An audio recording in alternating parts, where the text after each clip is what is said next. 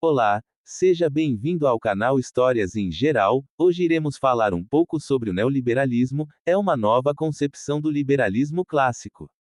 Sua principal característica é a defesa de uma maior autonomia cívica na esfera política e econômica e, portanto, pouca intervenção do Estado. Nasceu no século XVIII. Mas seus ideais foram interrompidos pela ascensão do keynesianismo, que surgiu após a Segunda Guerra Mundial e pregava a ideia oposta. Após ponto. Há anos, o modelo keynesiano foi criticado, dando aos ideais do liberalismo econômico uma oportunidade de reviver. Dado o contexto histórico, remonta ao século XX sob o nome de neoliberalismo. Neoliberalismo econômico. O neoliberalismo econômico surgiu desde a década de 1970, suplantando as medidas do modelo keynesiano em favor dos princípios capitalistas.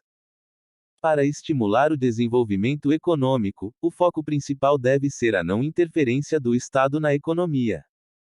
Os neoliberais argumentam que a economia deve ser baseada no livre jogo das forças do mercado. Na opinião deles, isso garantirá o crescimento econômico e o desenvolvimento social do país. As características do neoliberalismo são: privatização de estatais, livre circulação de capital internacional, abertura da economia à entrada de multinacionais, adoção de medidas contra o protecionismo econômico, redução de impostos e tarifas indiscriminadas. Neoliberalismo no Brasil. O Brasil adotou o liberalismo no governo do presidente Fernando Henrique Cardoso, 1995 a 1998 e 1999 a 2002. Foram implementadas reformas consideradas essenciais na época para garantir a modernização do país e a estabilidade econômica.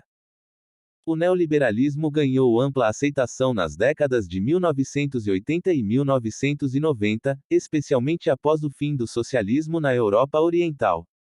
As principais características do projeto neoliberal das nações americanas foram resumidas em 1989 no chamado Consenso de Washington. Ponto. Membros do FMI, Fundo Monetário Internacional, e do Banco Mundial se reuniram para analisar a economia do continente.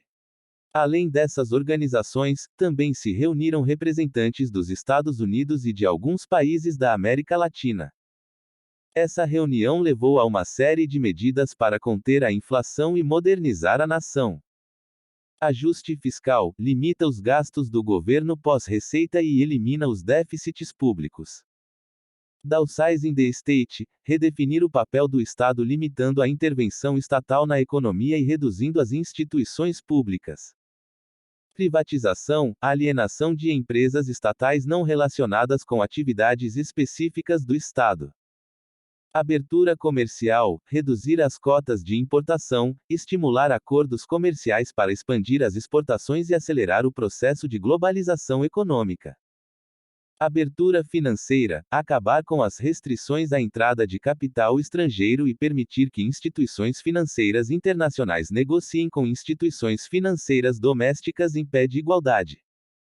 Controlar as despesas públicas e acabar com os negócios do faraó. Investimento em infraestrutura básica. Terceirização. No Brasil, uma das críticas às medidas neoliberais implementadas é que o neoliberalismo não resolveu os graves problemas sociais do país apesar de estabilizar a economia.